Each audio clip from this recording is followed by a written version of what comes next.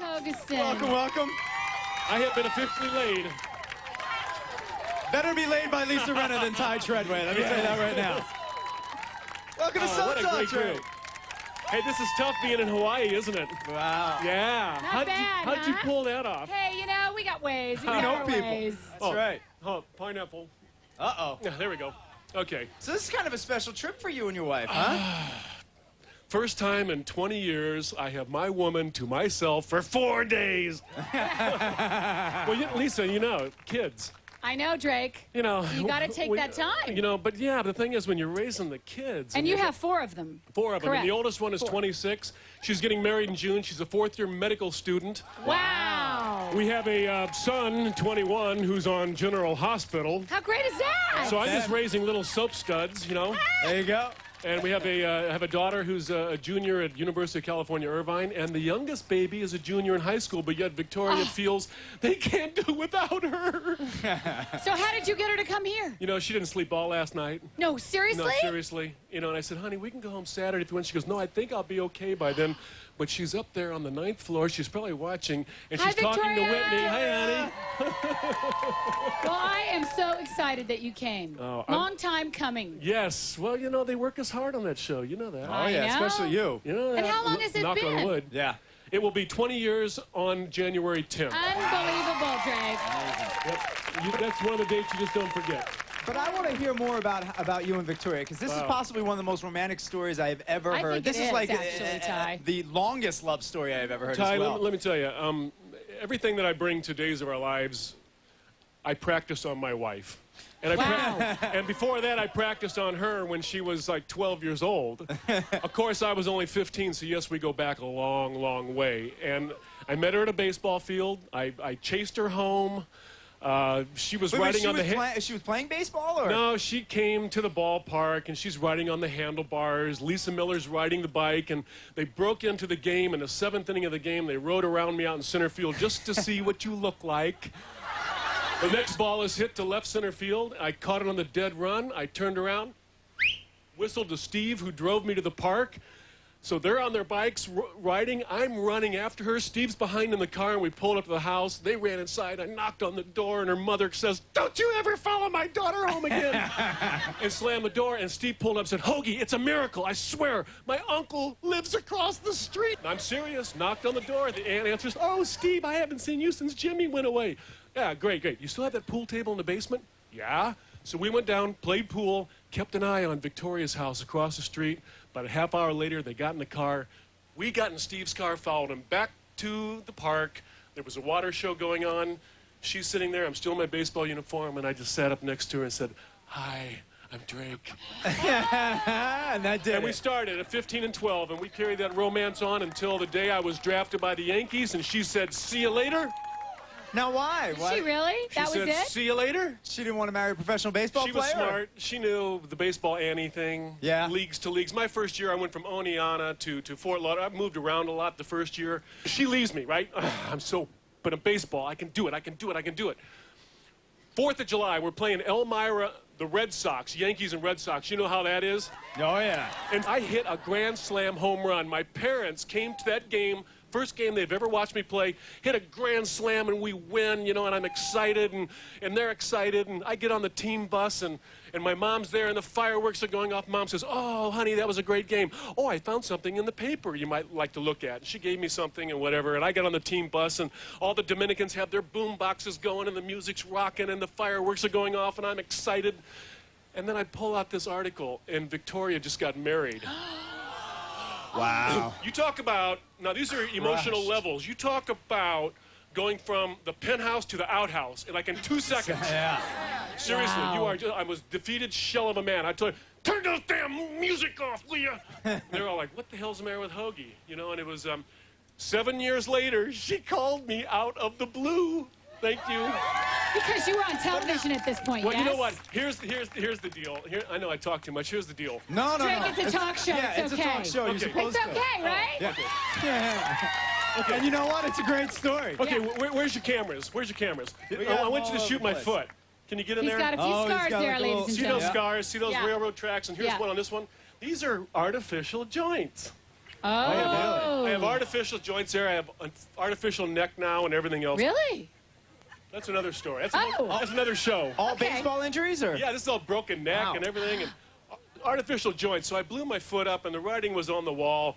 And the Yankees said, you know, you act more like a ball player than you play like one. And I thought, that's pretty cool. Okay. So acting. I'll do that. I'll act like a Acting. Because if I can't be on the game of the week haunting her, you know, I figured acting will be the next best way to be in her house every single day and haunt her. Drake, You know what I I mean? think you were a little You know? bit obsessed. No, seriously. I mean, But see, with the Yankees, you were only on once a week. With Days of Our Lives, you're on every day. Every day. And you know, your soap net were on the weekends, too. That's So- right. That's right. You're just on all the I time, don't know if baby, you've 7 days a week. seen Mr. Drake Hogestyn without his shirt off, but let me tell you, that'll haunt a lady. I have many times, and it's a nice, nice thing. Well, thank you. Nice. Went into acting to haunt her, and actually I did a series called Seven Brides or Seven Brothers. And We love you ever see that. Remember that? Yeah, Rick Anderson, Richard Dean Anderson, and Little River Phoenix at that time. That's Yeah. right. Yeah, I got a call out of the blue. I dropped everything, went back and married that girl. Yay! That fast. Really? That fast. Wow. And that was the best decision I ever made. You know, acting is, you know, you're really working with a lot of really great, crazy people. You know that. Oh, I do. And so it's really good to have someone who has such good self-esteem and is such a loving person and is a stay-at-home mom who raises the children, and the kids turned out so great. Now, let me ask you a question, Sure. Drake. Your son, Ben, has gone into the acting profession, and not only acting profession, he's now in a soap opera. Right. He's on General Hospital. How did you feel about that, and do you help him? You know, Lisa, that's a good question. Thanks. No, it really is from the standpoint that you know, I don't rush home and to Victoria and I say, oh, honey, listen, I had this scene today with my leading lady. Oh, my God, let me explain. You know, you don't do that. Yeah. But with Ben, I can talk about this. I can talk about... Oh, how great. I can talk about actors' moment before, points of views, intensity, subtext, layers. Where's the layers? He had a scene the other day on GH, and we worked for 4 hours on it because it's really a riveting scene, and it's something that I don't know if I could play as a confident, practicing heterosexual, but, you know, Right, because that's his my character's a gay character, correct? That's right. And so Ben is a very confident, practicing heterosexual. In fact, he's got some great stories I'll tell you about later. But anyways, we worked for 4 hours on the scene. And I said, Ben, you know, when I started Days, I remember, and we did the dry block camera, dress rehearsal, and tape. Remember I was telling you about that yesterday? We didn't even go to tape. Yeah. 10 hours we'd been there, then we go to tape. And I sat there and I watched everybody work all day long. And I thought, after about 6 hours, I thought, I can't do this. Hey, Drake, wait, hold on. We're going to take a break. We're going to take a quick Don't break. go We got to away. come to a commercial. We'll be right come right back. We want to hear more about Drake and his son, Ben. Coming up next, Drake reveals why he always has to play the field.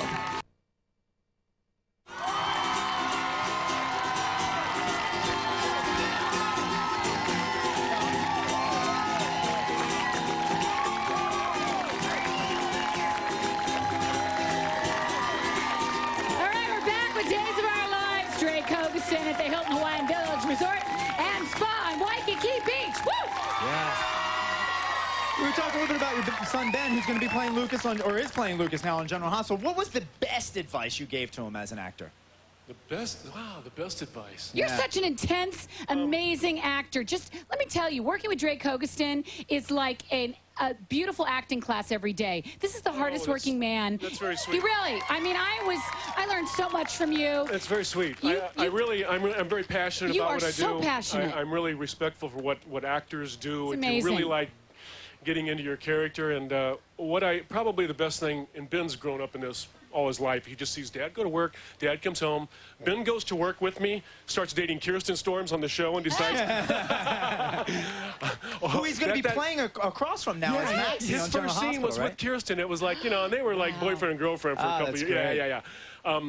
But I told Ben, I said, Ben, in our house, I said, you see any magazine covers or acting awards anywhere in this house? No. In my dressing room, any magazines that come in, they go from there under the door when you come in, you know. They go, open up the closet, and inside they go. So be respectful for the fans that support you, that have an emotional attachment to you, but you're only as good as your last game. But just once you start believing anything that you read or you hear on the internet or anything else, you know, you start, you know, that's the way it is. That's great advice. Yeah. Drake, talk about John Black for a minute. Tell us how John Black came about. John Black is very interesting, and I love this character, and I'll tell you why. 2 days before Thanksgiving in 1985, I went in to read for a part called Crazy Like a Fox. With Jack Wagner and John Rubenstein, and Dora Saba was our casting director, and she said, "Ah, I got you in here." She takes the Fox script and literally throws it across the room, and it hits the wall and breaks into pieces. And she said, "But I want you to read for Days of Our Lives. Now I know you're manager and agent; they don't want you doing daytime, but it's perfect. You're perfect for this role. Now let me explain this character." She started explaining the character, and I said, "Wait a minute, Doris." And in my briefcase, I pulled out Robert Ludlum's novel called The Bourne Identity.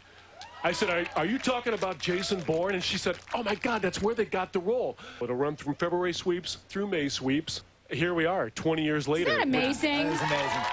You know, we've had 9 different, at some point or another, I've been referred to as 9 different names, which keeps you interesting.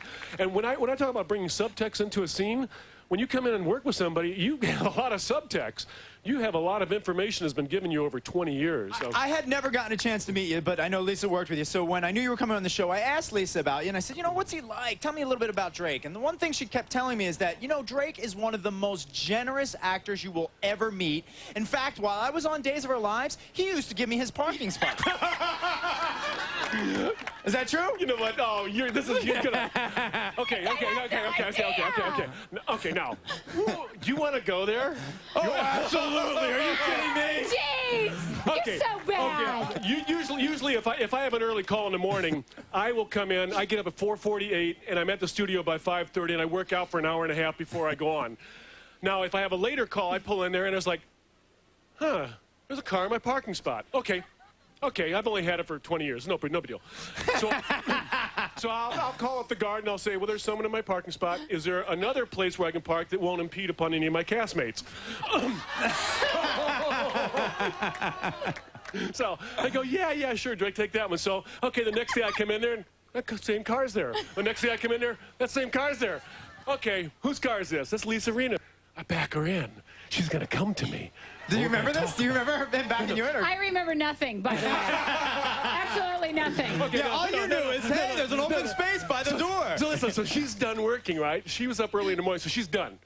And I'm last up. I mean, I'm going to be there for hours and hours and hours. She never came to me.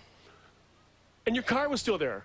Really? Did Harry come and pick you up, or did a cab come and get you, or what? You know, I have no idea. I have no idea. No one ever came to me. See, I just like to park closest to the door.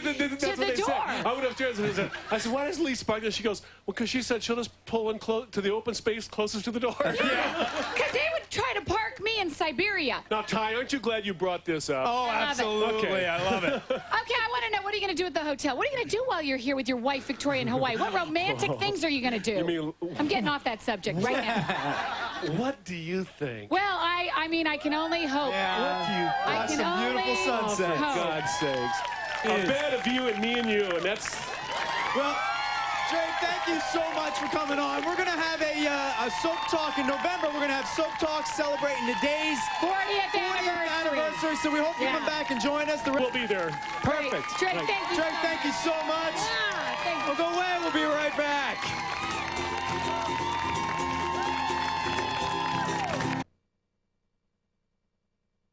And Drake Hogestyn, John Black. The fans had plenty of pointed questions for the stars. I asked Drake to clear up the rumors that Swamp Girl is actually his long-lost daughter. I suppose anything could have happened 15 years ago in Switzerland. It's been established that John Black was there as a priest. I'm sure he knew so. Maybe he actually knew the real Princess Wonderland. Yes, the long-awaited Men of Days returned. We had the 4 guys, was Peter Reckel, Drake Hogestyn, Brian Datillo, and Austin Peck, who play Bo Brady, and John Black, and Austin and Lucas were all there. Thousands of fans turned out. And the best thing, the most fun thing that I had was a discussion with Drake Hogestyn, who plays John Black, who showed me his terrible-looking foot because he's had foot surgery, and it's just an awful did you get a close-up of it? We got a real close-up. Oh, I don't which want to we'll see use it. later in the week, but it's really looking bad. But anyway, they had to write in his poor foot surgery and all these problems into the show, and he gave me a couple of little hints of what's going to be happening. And wait till you hear what he has to say. Okay, let's watch. As though John Black is as ambulatory as ever. So I went in to talk to Tom Langan, who's our executive producer, and I said, okay, here's the deal. When does this air? Yeah, probably this week. This week? 3 days. Okay. Let's see what happens here. John Black, he finds Marlena. Yeah! He finds her. And he goes, oh, I found you after all these months. I found you. She goes, oh, John, I need to tell you so much. John. And she pulls back, and John's like this, and he rolls over, and there's a hypodermic needle sticking out of his neck. And Stefano goes, ha, ha, ha, John Black, you'll think you can fool me. And so I said, okay, Tom Langan, I said, here's what we're going to do. I said, Stefano goes, he's knocked me out. The henchmen have drugged me away to the lair, and they lay me down on the floor, and they say, and so Stefano goes, so I understand John Black had a bad foot, because he could see me through the virtual reality stuff, whatever, and goes, and I said, let's tear a page out of the movie Misery. I said, have him grab a great big fire axe or a sledgehammer or something and just go, ha! And smack goes, now he really has a bad foot. I said, because we're going to have to establish this contraption for 3 more months at least and 9 months at the very most. And I'm just not going to be able to run around like I've been doing. So he seriously does this? Well, I don't know, they kind of laughed at the idea, but I need to establish that so the writers at least will not have, I mean, still in the scripts, John sprints from here to here. Tom goes, well, you know, you beat up 5 people on Tuesday when you come back. I go, well, how about if we beat up 1 and I talk down 4? Okay, what happened to his foot? Do you mind me asking? Well, apparently he was a former baseball player, Yeah. and he had some problems. Tendons? Yeah, and he's had surgery a couple of times, but it got reinfected, and he had a lot of problems. He has a bone stimulator now that he wears on his foot to sort of help heal it. So. Okay, bless him. There's all our time, Elaine. Okay, Good see you talking next to you time. again. Drake Hogestyn has had a terrible time waiting for his foot to heal. This is an existing problem. It's a baseball injury from 1977 with the Yankees, and I tore my foot up, and about every 7 to 10 years I get new joints put in. And each time it becomes more difficult for the body to accept all the foreign material in the foot. He appeared none the worse for wear, though, on stage, joking with the crowd about his character's love interest, Marlena, always being lost or kidnapped or abducted, you name it. Did anybody see the scene where we were talking to Vivian in the cop shop, and I said that Stefano's kidnapped Marlena, and Vivian says, again? Did you see that scene yet? Stefano kidnapped Marlena. Not again. Well, the first time she goes, again? So they came down, she did 5 takes on it until they just said, just say, again? Like it was shocked for the first time. She goes, I can't do that. Let's see, what could I be talking about now? Could it be Satan? I had no idea that the criminal I was determined to uncover and send to jail was Marlena. Some fans hated it. Others were addicted to it. Whatever you thought of it, the storyline attracted a lot of attention and kept people tuning in for their daily dose of special effects and devil-made-me-do-it antics.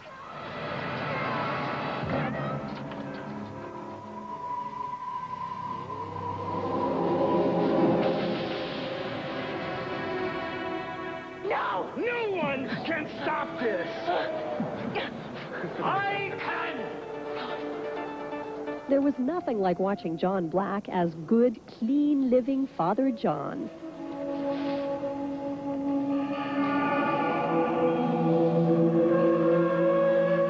There was no end to John's troubles. Remember when Aunt Vivian coerced him into taking part in the Houdini water stunt? And they said, we just want to tell you, you're going to have to hold your breath for 1 minute and 27 seconds. He goes, because we didn't want to get you in there and let you know that it was going to be that long, so practice up and stuff. And believe it or not, the hero held his breath for 4 minutes. Actually, I only had to hold it. Well, yes, 1 minute 27 seconds in real life, but 4 minutes on the clock that they have. It's like no one can hold their breath. So they finally break it open, and there's... And I'm sure actor Drake Hogestyn enjoyed doing this lovely scene.